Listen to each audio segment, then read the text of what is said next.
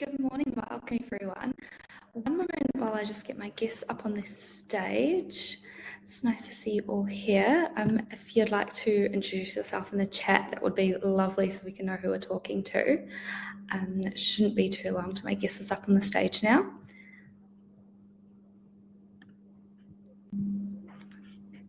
Amazing. Hi, Jen. How are you?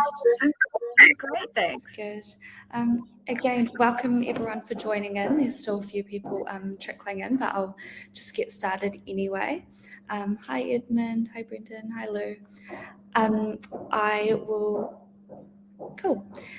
Welcome everyone. I am your host, Stacey Fairclough, Content Manager here at Relab, and today I'm joined by my wonderful guest, Jen Baird, CEO at the Real Estate Institute of New Zealand, or REINZ. Huge thank you, Jen, for joining me today. We really appreciate taking your time to talk to us today. Thanks for having me. Great to be here. Awesome. So in this webinar, Jen will be taking us through some of REINZ's latest property stats to show you how the current season is tracking in property. And then we also couldn't miss the opportunity to talk to Jen about how innovation and technology in the property industry is becoming more and more relevant, and how REINZ aims to be really a thought leader in the innovation space, which is really exciting. And before we get into that proper chat, I will just cover off some webinar admin things. First off, you will see the chat channel on the right hand of the side of the screen. So if you'd like to go and introduce yourself and pop any questions in the chat channel as we go along, and I'll get to those at the end of the webinar. Today's webinar will be 30 minutes long with the question time included in that. We also have Lou from the Relab team monitoring the chat, so if you've got any technical issues, she should be able to help you out. And lastly, this webinar is recorded, so you will receive a recording of the webinar in your inbox later today. It will also be on our YouTube and Facebook if you wish to watch there. Cool, so we'll get into it. Jen, can you start off by taking us through some of the most recent stats from REINZ and how the property market is tracking at the moment? Yeah, absolutely. I mean, I have got a lot to say about both of these topics today, so just interrupt me if I'm banging on a bit too much, but also really happy to engage with those questions, so just fire them away if you've got them. So interesting comparison this spring. We do year-on-year comparisons at REINZ, and that means that we are comparing this spring to what was essentially a lockdown spring last year. So the numbers are what they are, but let's have a bit of a chat about what they look like. So the median price across New Zealand in September was $811,000, and that is 2% more than this time last year. So we have seen those prices, the median price, go up. Interesting though, when you take the Auckland numbers out of that, so New Zealand excluding Auckland, the median price has reduced. It's down just a smidge, down 0.7%. So we are absolutely not having these conversations that we were this time last year about 25% increases. It is a very different market. Sales numbers have been slower all year. Compared to September last year, down 10%. But again, we're comparing to a month where it was locked down. But twice as many properties on the market and now as in compared to last year. But again, that is something that we have seen over the last few months, a real kind of settling in at this new level in the property market. Cool. Yeah, it's interesting. It's interesting to see the difference from lockdown, because obviously that was a crazy time. Cool. So I guess that brings a bit of a nice context for the audience around what's happening. How do they compare to the first half of this year? Do you have those stats? Yeah, it's interesting actually, because what we saw happen in the property market was this really big impact from the triple CFA changes that happened on the 1st of December. So it's been interesting for me. I've been having conversations with colleagues in the States and in Australia, and they're all wondering what on earth has happened in New Zealand. And I always start with this conversation about the triple CFA. And, things were starting to slow down towards the end of last year anyway, but that came along, made it much harder for people to get their financial ducks in a row.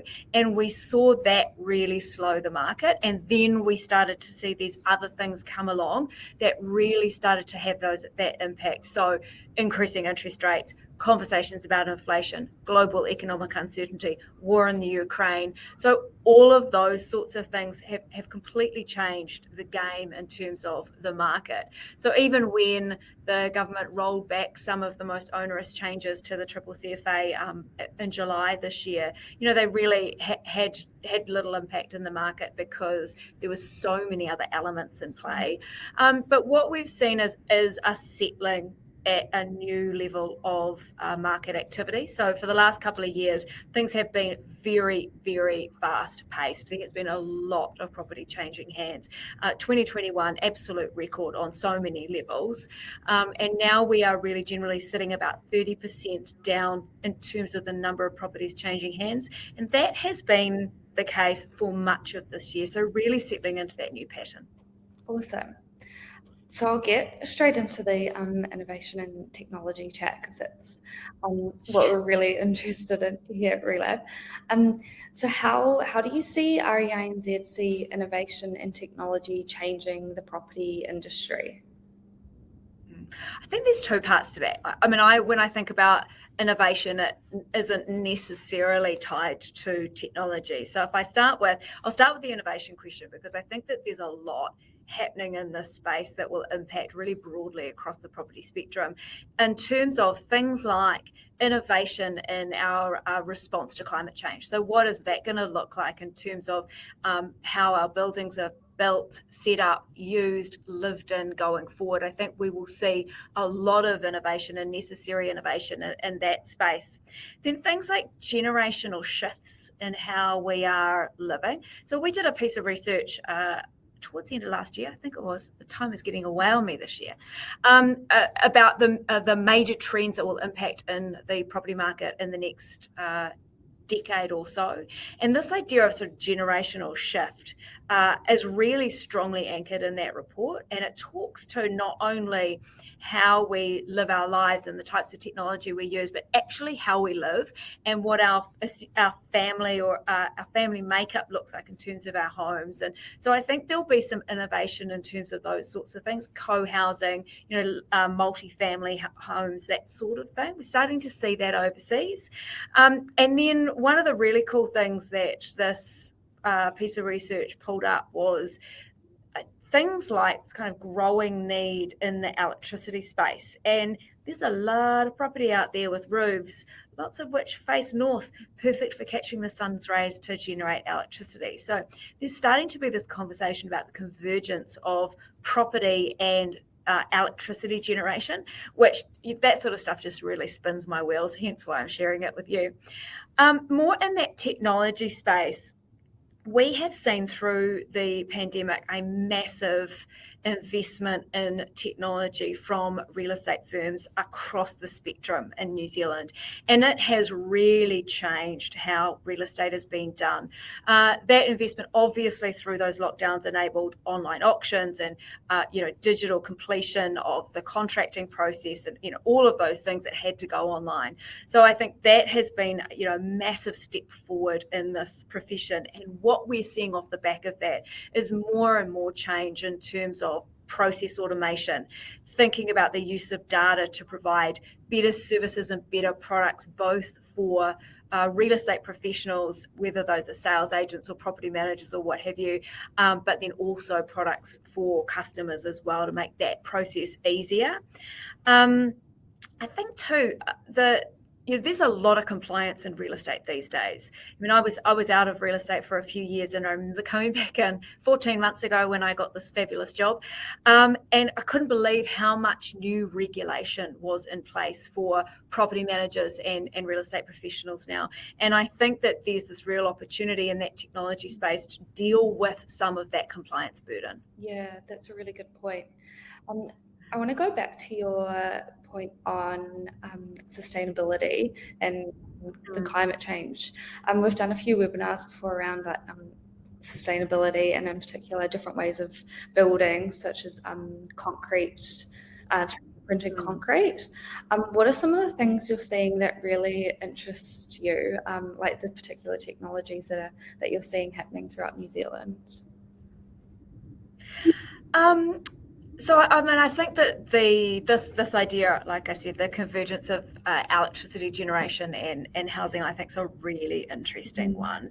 But one of the things that we're starting to see is the data starting to bear out some of the growth and the importance of the environmental and social impact of buildings, particularly in that commercial space. There was a fantastic report that was delivered by JLL. I think it was yesterday, actually. I read it last night. And really interesting to see the data in that start to show the impact of demand for environmentally friendly or green star rated buildings, and businesses in particular getting really serious about their climate impact and thinking about the way that they work and their property as part of their overall solution to that. So lots of interesting stuff in that space. But I think too that in the Megatrends research that we did, what came out of that was that young people, so people in their 20s and early 30s these days, for them, climate change and sustainability are the most important issues of their time. And that is not the case for people of older generations. And I look at that and I think, well, these people do not currently have the economic power in this country or many others, but they will. And when they do, their demands of this profession, just like every other industry, will come to bear. And it's great that we're starting to have these conversations now, because they're only going to get more important. Yeah, I agree. And how do you see I'm sorry, I'm thinking of the wrong question. How do you see data playing a big role in REINZ in the wider industry? So for us as an organisation, we're currently going through a full sort of business transformation at the moment, anchored on a change of platform. So we're a membership organisation, and there is happily off-the-shelf membership organisation software used globally. While we say it's off the shelf, it still requires a significant change in an organisation in order to put it in, but then to change all of our processes to enable it. But what that is going to enable us as an organisation to do is really be able to focus our human resources on the human aspects of what we do. So there is a lot of process automation within the system, a lot of self-service, a lot of ability for our members to be able to much more easily get what it is that they need from us. So like every business out there, really thinking about how are we making sure that the people in this business are doing the kinds of things that only people can do, and using technology for the other parts of it. So that's a really key part for us. It's also about using that data to really understand what and when our members need particular things from us, and anticipating that using automation. So we're doing all of that sort of stuff as well. It won't be a surprise to anybody else in business that those things are happening. In terms of, if you think about the way that we collect and use the data that we collect, it's not our data. The data that we have is data that our members provide us. So we collect, if I just use residential sales as the example, we collect all of the unconditional sales data every month from all of our members. We take that into our system. We match that with a considerable amount of data that we buy from all sorts of other places, including all of the councils. So we have all of this data that we buy in, and then we clean it all up and we match it all up to a property record, and that's the information that we provide back to members that choose to get their data from us. We have done a lot of work on our API. So the way I kind of think of it as like a pipe of the raw ingredients. So we now have the latest type of API that pipes that data to quite a number of our members. And the way that we think about that data is that it is a foundational element of what the membership organisation for real estate provides its members to enable everybody to rise, because the quality of the data and the way in which we deliver it will enable our members to compete on a higher but level playing field. And so that's really where we're at with our data play at the moment. Awesome. Yeah, I love to hear that.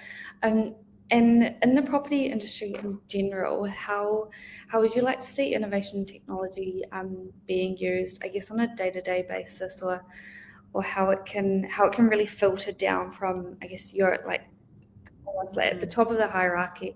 How does that filter down into a house getting sold?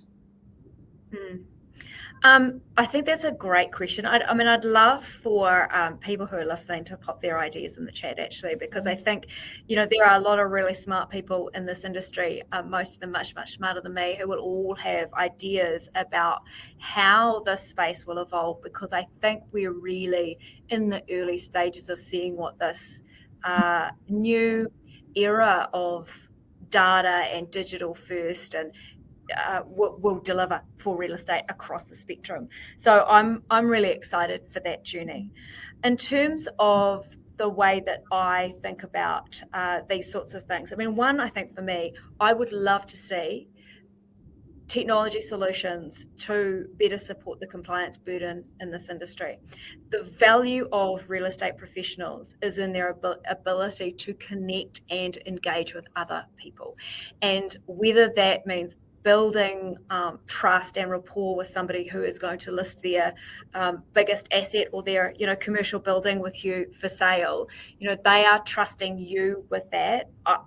We are not seeing anything that is looking like it's going to disintermediate real estate agents, because it's not a short transactional trip, or it's not like Airbnb and Uber. It's a much, much bigger, more important process than that. So anything that can remove the compliance burden around that, so that the people in this profession can deal with the people that need their services, I think that would be great. Starting to see little elements of that. I actually think that there is this opportunity for technology like blockchains to really help with that. If I think about, the burden of AML and what real estate professionals have to do in that space, and the cost to all of New Zealand in terms of that compliance, I think that there must be better technology solutions in this space. And for me, one of the ones that I've thought about a fair bit is the ability for blockchain to deliver on this. Imagine a world in which I own my own digital credentials that are on a blockchain, so they're immutable and they completely belong to me. And then when I deal with you as my real estate professional or my lawyer or my bank, or frankly anybody else who wants to verify my identity, I simply allow you access to those credentials online, and away we go. It just completely changes the game. It gives me back power of my credentials, but it makes it much, much easier for everybody else. I just would love to see those sorts of things happen. I don't think anybody's questioning the need for us to do AML. It's an important part of what we do, and an important role that we play for all of New Zealand. But there's got to be a better way to do some of those things. And there's compliance elements right through the property management process that, I just think that I'd love to see some innovation along those lines. Again, I guess coming back to what I said earlier around centering people, I remember years ago hearing multiple coaches talk about for agents, you should be focusing on the $100 an hour job and outsourcing the $20 an hour job. And I think, yeah, absolutely, that is still a legit piece of advice. But how do we get all of our people to focus on that $100 an hour job and use technology to deliver those things, the processing roles, all of that sort of thing I think is really interesting. But then a better management of assets. And this, I think, is a space in which there's a lot of prop tech, particularly around commercial facilities management. Heaps of really interesting things happening in that space to enable the better management of assets from a maintenance perspective, but also from a management of costs perspective, whether that be management of water or electricity or anything else, access. There's a lot happening. I think that it's only a matter of time before those elements are repurposed into residential settings. And then also I think I'm all about open information, and the more information that is available to everybody, to our members and real estate professionals, whether that be through us or whether that be through things like councils have enormous amounts of data, but haven't historically had the resources to invest in the technology to open all of that data up. So I think that there's more opportunity for more information so that both real estate professionals and their customers have got more info at their fingertips. Yeah. Sorry. Just one other thing that I would say in that space too, I think that we live in a world where there is so much change and innovation all of the time. And I think I know that there are a lot of really clever, passionate people thinking about the use of data, the use of technology, and where all of that is going in order to solve, yes, economic problems, but absolutely to solve social and environmental problems as well. And when I think about the profession that we work in our industry,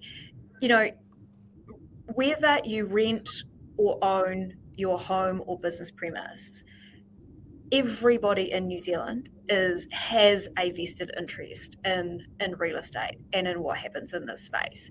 And I think that we will absolutely see in our profession more and more ways that technology and innovation will help deliver the environmental and social outcomes that we need as a society, just as much as it will enhance the process of transacting or managing property. Yeah. I'm just thinking, kind of pulling from a few different points you've brought up. Sorry, my voice. So sorry. I'm just thinking about the how easy it is to access data compared to it.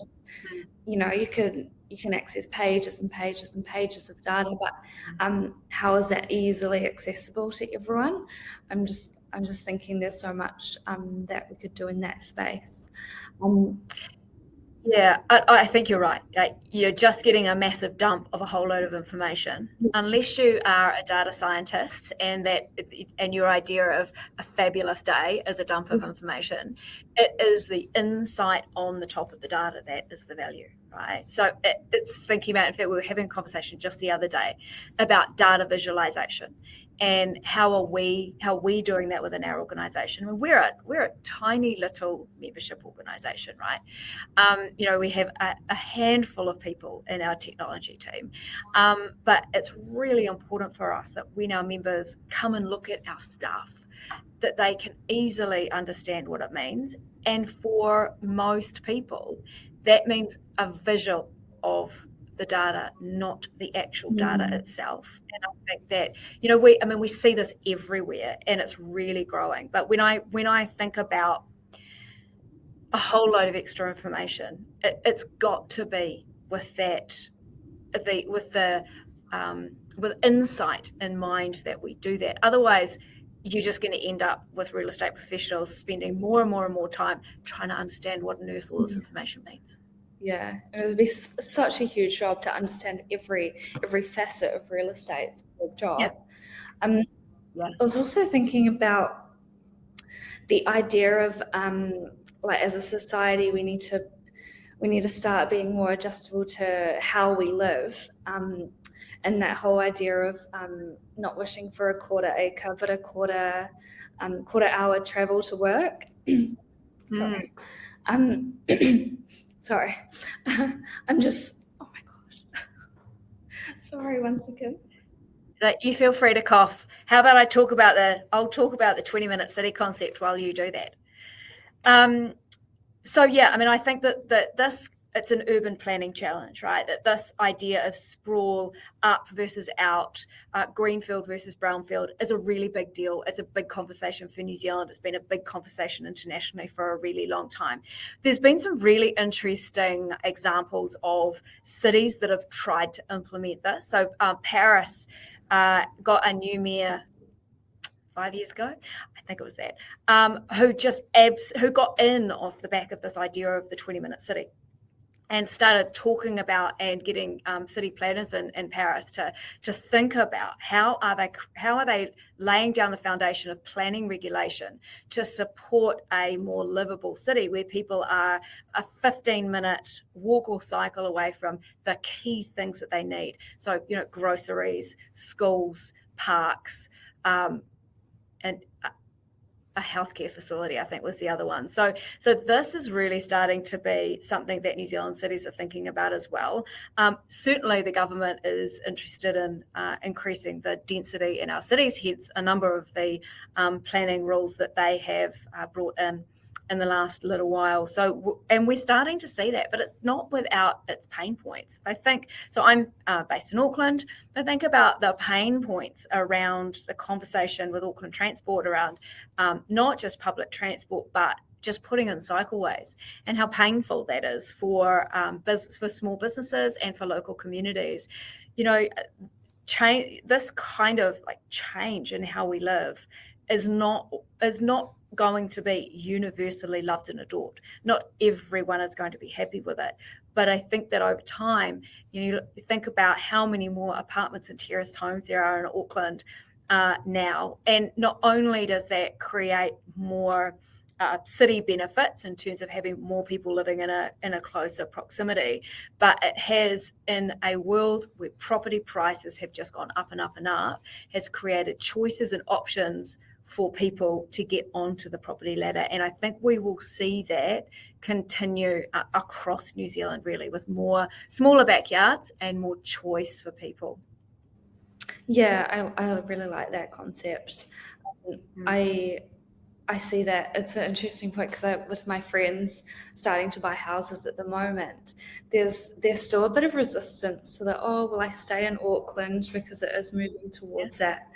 So I'm really interested to see how it changes over the next 5 years, I guess, because I think it has been quite a drastic change for some people recently, because all of a sudden they've popped up. But yeah, it will be interesting to see in the next few years as the idea kind of settles in and how we transition and move into that a bit more. Be interesting to see. Yeah, and I think there are elements of supply and demand in this space too. I mean, developers are not really in the business of building stuff that they're allowed to build on the off chance that people are going to buy it. They build density in cities, in city fringe suburbs and in central cities, because they know that they will be able to sell it. I mean, if they were building that kind of density, I don't know, in a small rural town, you imagine maybe there would be elements of it that would work, but you don't see that level of density in places where people are choosing more of a country lifestyle for obvious reasons, right? So there is an element of demand and supply to this change as well. And what we can see is that people will choose to live like that. I mean, you go and live in London, you just, well, unless you're very, very wealthy, you're not going to be going and living in central London in a house with a backyard. Yeah. You're just not going to do that. So true. Yeah. We are running out of a bit of time. So if there's no questions. Will probably wrap up soon. I guess my last question for you is, I guess I know our CEO was talking to you last week, and he was talking about how you've really championed a need for adjusting to adversity and really championing your team to adjust to differences and abrupt changes. I'm wondering if you can talk to that a little bit. Yeah, sure. I mean, we, as a membership organisation, we're here to service the needs of real estate professionals across New Zealand. And when things change for them, things necessarily need to change for us. And so we have really focused on that in the last year or so. And I think that the investment in technology is a really obvious one from my perspective, that, you know, we have worked really hard to understand the direction that real estate professionals are taking their technology, and then re-engineering our systems and our approach so that we are delivering to their needs, because they're our customers. And, you know, I think, and we will continue to do that. Think about what we're doing in the education space at the moment and how we're thinking about what members will need from us going forward, having the same kinds of conversations. Where is this space going? What's the best way to train and educate real estate professionals now? What do they need? How do we anchor that into our organisation? What change does that require of us? So really being very open to thinking about doing things differently and being different in order to serve. And I think that is how most organisations today think about their customers and think about change, because, you know, we no longer have years to make these kinds of decisions. Yeah. Things, as you will know, in the prop tech world, change day to day. Yeah, exactly. I think that's a great point to end on. Cool. Thank you so much for your time today. It's really nice to hear your insights and views on what's happening at the moment. And thank you for everyone for attending today. I hope you learnt something new and enjoyed the chat. And thank you so much. Thanks, everyone. Bye.